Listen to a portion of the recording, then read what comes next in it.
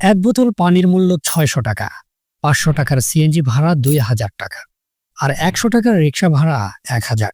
বিপদ দেখলে এভাবেই দাম বাড়িয়ে দিই আমরা। পুরা দেহে এক বোতল পানি তাৎক্ষণিক যন্ত্রণা কমাতে পারত। ওরা তো এক এক করে পৃথিবীর মায়া সাঙ্গ করছে, কিন্তু জ্বলন্ত দেহে তাৎক্ষণিক এক ফোঁটা পানি না পাওয়ার যন্ত্রণাটা হয়তো মনে গেঁথেই আছে। নগর শহর বদলে গেছে, বড় বড় অট্টালিকা হয়েছে, জ্ঞান বিজ্ঞান ছড়িয়ে পড়েছে সর্বত্র, কিন্তু আমরা আর মানুষ হলাম কই? সবকিছুর পরিবর্তন হলেও আমাদের নীতি নৈতিকতার কোনো পরিবর্তন হয় না।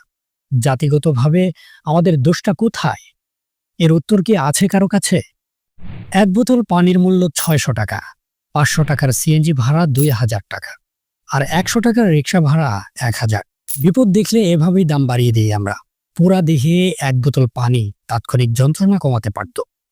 ওরা তো এক এক করে পৃথিবীর মায়া সাঙ্গ করছে, কিন্তু জ্বলন্ত দেহে তাৎক্ষণিক এক ফোঁটা পানি না পাওয়ার যন্ত্রণাটা হয়তো মনে গেঁথেই আছে।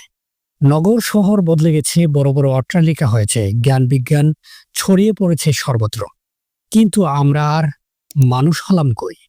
সবকিছুর পরিবর্তন হলেও আমাদের নীতি নৈতিকতার কোনো পরিবর্তন হয় না। জাতিগতভাবে আমাদের দোষটা কোথায়? এর উত্তর কি আছে কারো কাছে?